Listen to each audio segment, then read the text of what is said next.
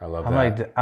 I feel like I'm the Jeff Bezos of relationships with all my friends and stuff. It's really a rad thing for me. Hey guys, and aloha. It's Mark Sawyer-Chu. And AJ Ellerington, Together we'll be hosting the Christian Surfers podcast where we talk Jesus and talk with surfers that love Jesus. Tune in to hear some amazing stories. Damien, thank you so much for your grace. Production team, yeah.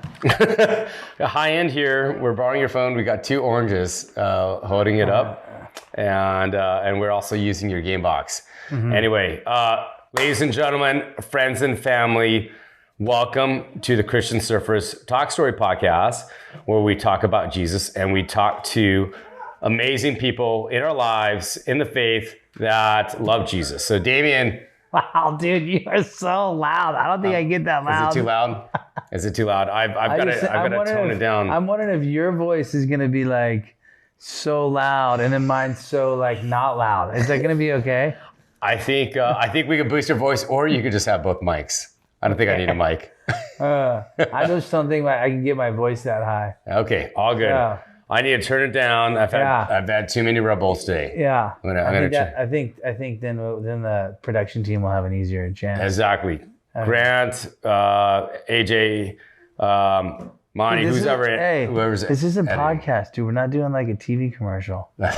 we're not signing you in. It's just a podcast, bro. Just a podcast. We're just gonna cruise. We're just gonna go with the flow. We're gonna go with the Holy Spirit. Damien, we just had some Thai food at your house. Yeah, that was great. Thanks for bringing that over. Thank you for having us. Thank you for letting my kids.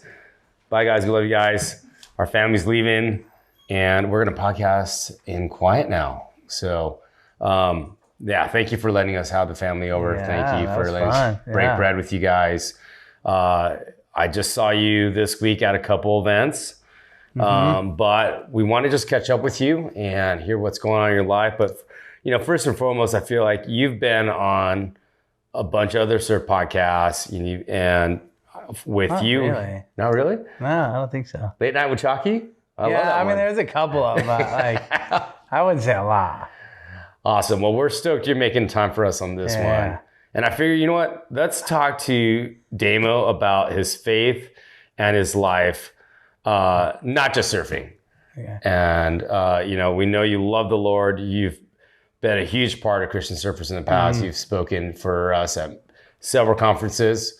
The Christian Surfers Bible, thank you for being involved with those projects and just being so open about your faith. When growing up in Florida, I heard that you guys used to have Bible studies at your house when you guys were growing up. But for you, kind of when did it become real for you? I bet it was always real for me. It wasn't until 2000 that I really gave my life to him. It was in Brazil. So kind of close to it was November, close to the end of the year. And I ended up finally making the tour, and I just said, you know what, Lord, I'm going to surf and live for you the rest of my life as best I can. Yeah. And that's where it was always real for me, but that was when I made the transition to really just go, you know what, I'm just going to try to serve him and just if he can use me in any way, just to let him do that and just really speak out about him too, because it's not always easy, it's like most of the time, you know how it is, it's like, it's easy to say, it's kind of easy to say no, but then I was always like, you know what? I'm not going to say no when it comes to him. And even though even in the initial part, it might be a little hard or a little awkward, there's always been so much fruit in it and so much blessing. And through it, he's always just done some miraculous things in my life. And, but it wasn't until then that I really gave my life to him. But even before that, it was real. Yeah. I saw what he did. I knew he was real. But even that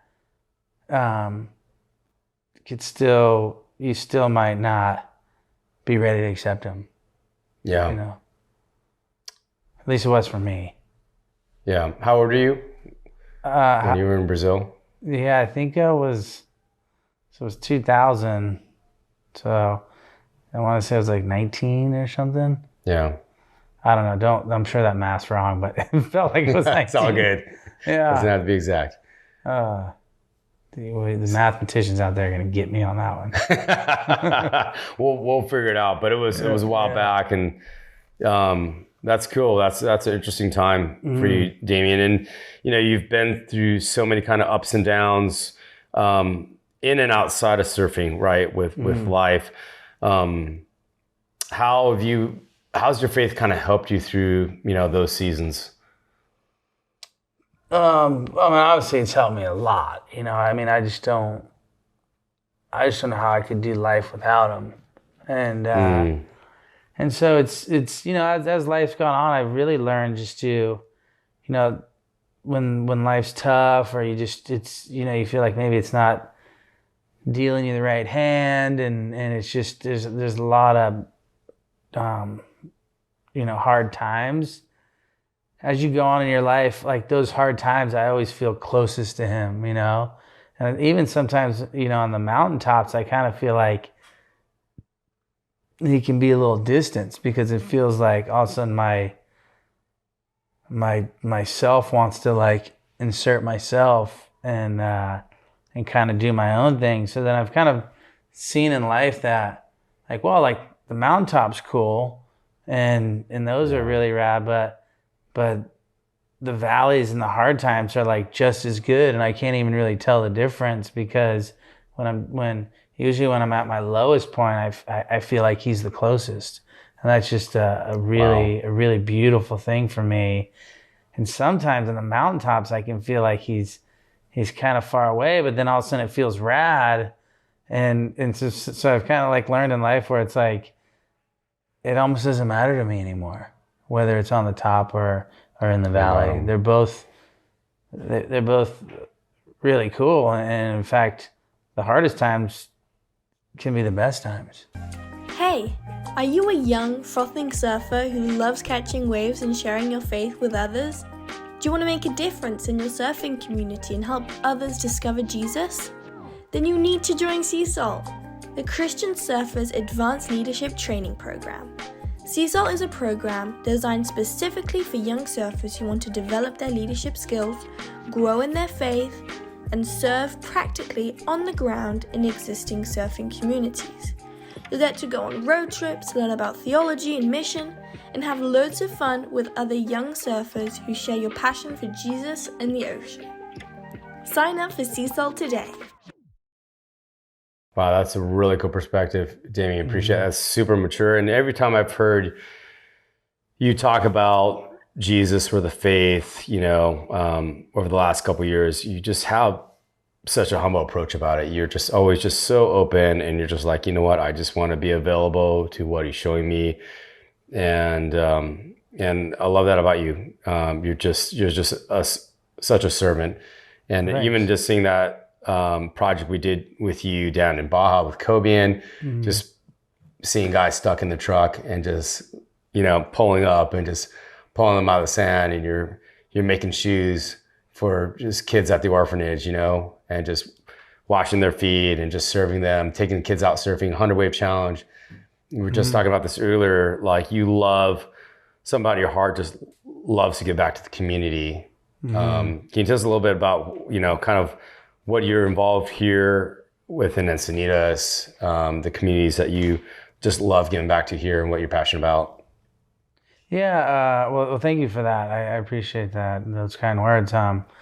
But yeah, I've always just felt in my heart, and even just from what the Lord said, it's always like, like you got to instill like one back in the next generation, the kids coming up, instill back into the community you live in, and kind of just really trying to take an active approach on how how you can really give back, and really through that, I feel that's what changes things, and what changes an area and a community, and and kids, and so it's kind of just that,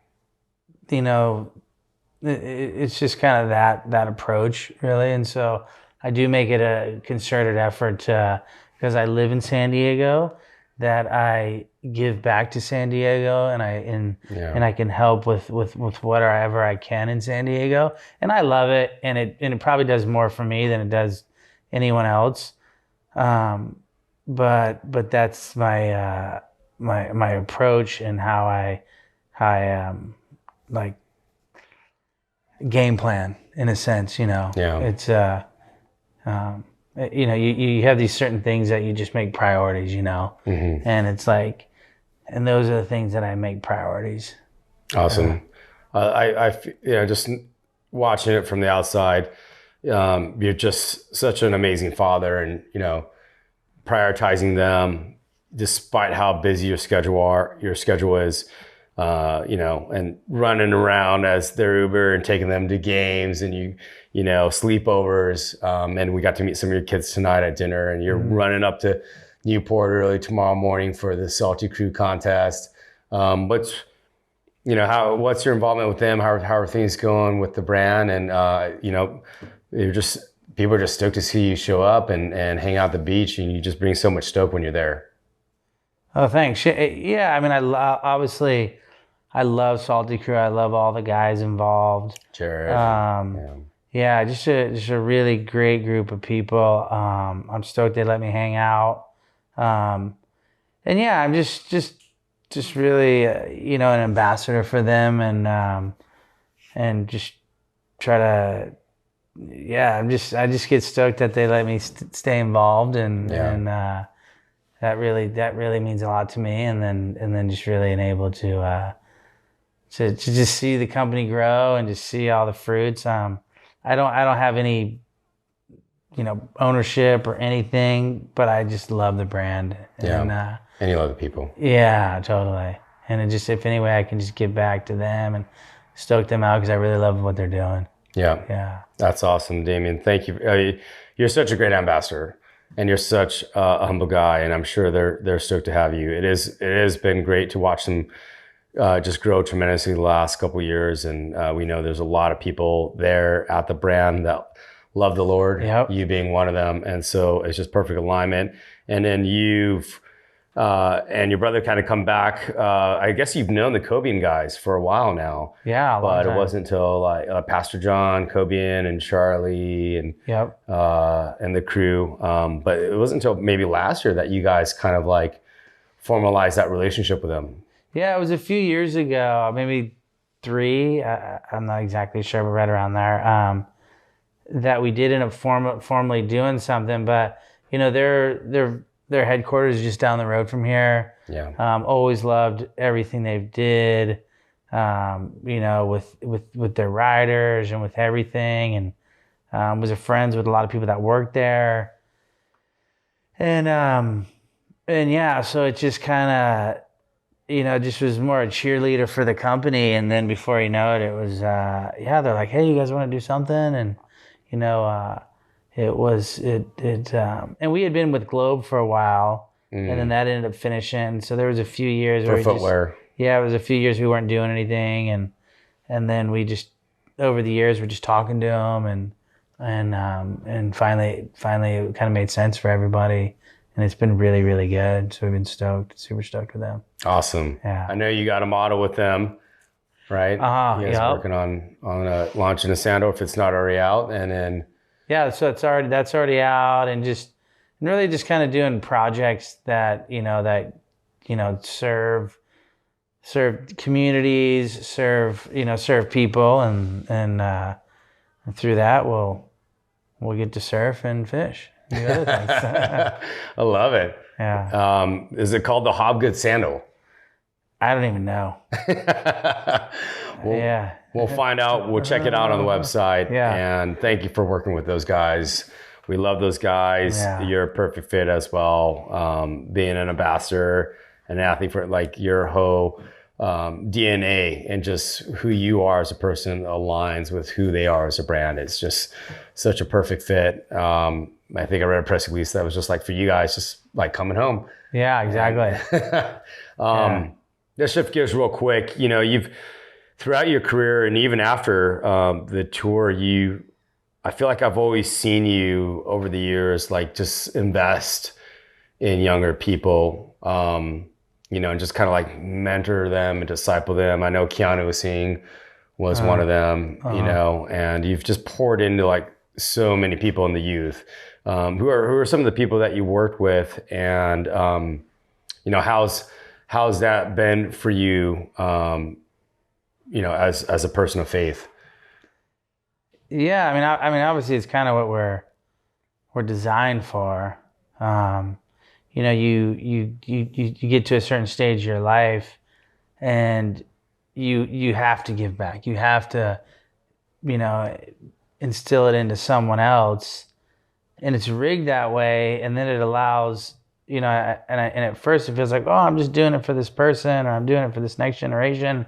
But actually, through that, we actually get to live again, and we become, and also now we're teaching it, and we're like instilling in other things, and it keeps, I feel it keeps the person that's doing it that's the fountain of youth, and that's where it keeps me young, and it keeps me stoked, and it keeps me, you know, passionate about it, and just yeah, it's really a beautiful thing that you know, one, the Lord wants us to do, and two, you know, it looks like it's really just for those people, and yeah, I think it is great and good, but in a sense, it's a huge blessing to me, you know. Right. It's almost filled you up, even though you're pouring into them. Yeah, and it looks like I'm doing everything for them, and I know it looks like that anything, but like I get so much out of it,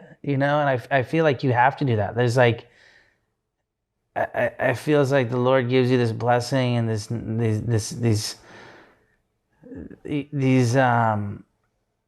lessons in life and things, and it's like, and he wants you to use those and give them to others, and you know, to show what He's done in my life, and all the experiences and blessings He's given me, and then I can pass that on, and show them, and then, you know, one, hopefully they can maybe miss a hard lesson I had to learn, or a blessing that I was that through a certain behavior or a certain way of doing life, that was the way He wanted me to do it, that the blessings that came from that, and to pass that on too, you know. Right on. Super cool. I love that story, Damien. And I'm trying to think of Kieran's last name with the local lifeguard here.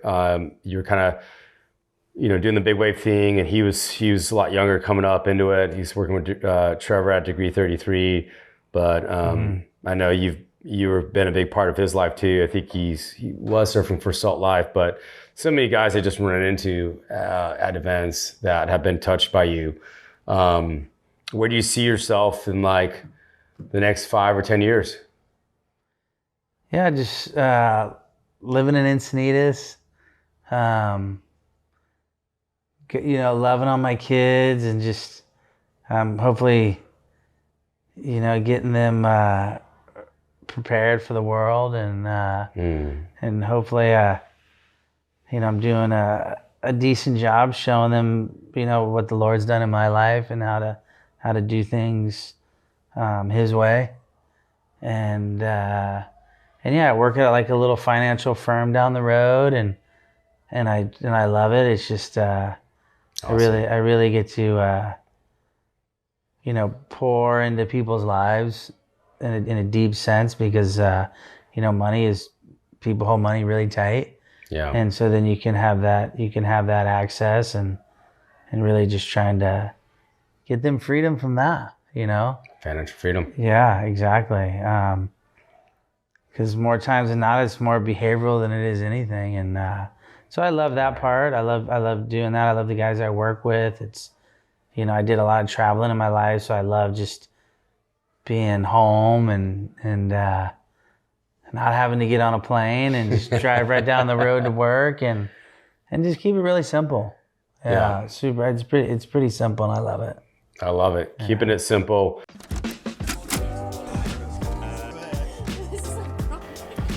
Okay, recording. Every surfer and every surfing community should have the opportunity to know and follow Jesus. That's why we want to share with you an exciting new project. The Surfer's Bible! The Surfer's Bible won't just be in printed form, but it'll also be digital. And this will include testaments, devotionals, and reading plans, all online and consistently updated. As part of the global movement, you can make this fantastic idea a reality. For as little as $10, you can get a printed Bible in the hands of a surfer who has never read one before. That's a Bible in the hands of a surfer at the local beaches. Lives will be changed and hearts will be softened. For every surfer! I think we did it. We did it. Phil? Are we done, or are we... Speaking of traveling, is there a trip coming up? What's your next surf trip, and what was the last one that you took? Yeah, I did a couple of trips. I went to Idaho. Oh, wow. I went to like Utah, just trying to fishing. And, just see friends, and most of the stuff I do now is around relationships. If I used to be like, oh, I want to go get the best wave. I want it was. If you kind of really look at it, it's really kind of selfish in a sense. And I'm not saying at the time it was like bad or anything, but it wasn't really that fulfilling for me. Okay. And so I found out, they're just talking to the Lord. He was just like, well, you want to do some great stuff? I was like, yeah. And he goes, do everything around relationships. And so, so now a lot of times if there's a cool group that's like, hey, you want to go on this trip? And it's like, and I know I can really like bond with the people or be able to kind of speak into their life or just the friendship or the, what's the word I'm looking for? Mainly the friendship. Will be rich, and there'll be like a lot of good conversation and stuff. Like that's where I kind of base my trips around. I base my surfing around. I really base my fishing around. It's more about community than it is actually about surfing. Or really anything, or 100%. So it's like, because then all of a sudden now when I show up, I have the relationships, and all of a sudden maybe it's meeting new people or whatever, and all of a sudden, so I've gotten a lot out of that. There's been a lot of enrichment in that, and a lot of that kind of camaraderie and brotherhood that's really enriches my life through that. And then the waves are just a way that brings us together, and then that's just almost like a byproduct, Right. And same with fishing, and same with all these other things, and through that, it feels like my life is a lot richer. Yeah. Even though on the outside it doesn't really look like that. It looks like, oh, you went down that trip. Those ways are kind of lame. Or like, you went there. That was but it's just a lot more rewarding for me. Yeah. And I think through that it's kind of really been just so much more fulfilling in my life. When I do it for other people, or do it out of that. Super cool. Because more times than not, it would be like, look at these waves, it's gonna be insane. I want to go get the best wave. I want to get the best barrel, and that can just be really, really fleeting and really unfulfilling for me. And I wanted surfing and all these things in my life to be a lot more richer, and that's how I've been able to do that. I love that. You guys heard it from Damien here first. It's not about getting the best waves out there, but it's about being rich in relationship and your family and your relationship with God. Damien, if you could go back in time and tell your 10-year-old self something, what would it be? Probably that. Yeah. You know, what we just talked about. I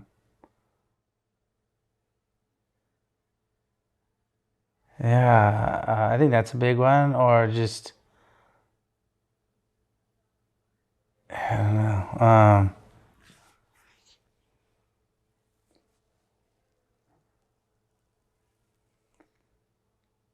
Yeah, I guess maybe I tell myself a lot of things, but Yeah.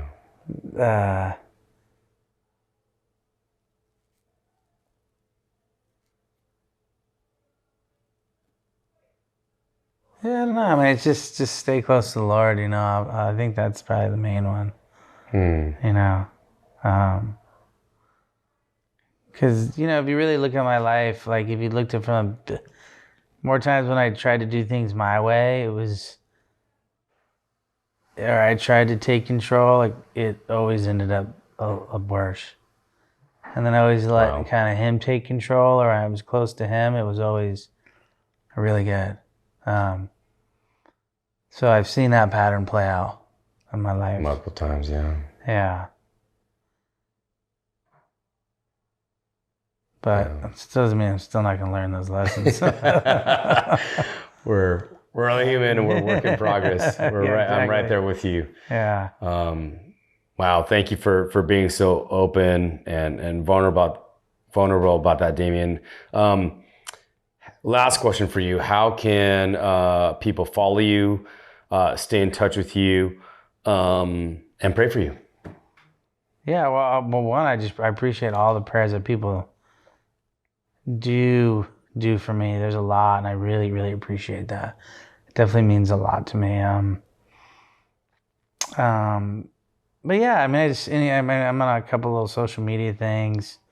But yeah, I always try to make myself available, and answering things, you know, because I like I said, I love people and I love relationships, and I think that's like the true treasure on this earth is people. Amen. And he yeah, exactly. He holds people the highest, so I want to hold people the highest too. And so I've always done that in my life, and yeah, when I've gotten older, I've seen all the fruit from that. You know, it's been amazing in my life through that, and it was really just out of obedience of what he wanted me to do, and yeah, I feel like I'm a rich man with all the relationships I have. I love that. I feel like I'm the Jeff Bezos of relationships with all my friends and stuff. It's really a rad thing for me. Yeah. Yeah, I love that. I always hear that thing when I was kind of growing up, poor in the world, but rich in the Lord. But I love how you have just valued and honored and been such a good steward of all the relationships that God's given you. I did want to ask you one last thing that just came to my mind. You know, remembering the movie with Justin and 2F by C, you know, about you and your brother. One thing your brother always says about you is that you always treated him better than he treated you. And, you know, try not to cry or get emotional, but I'm the only child. But, you know, for you, how does that make you feel when you hear that? Well, I mean, I think it's great, but I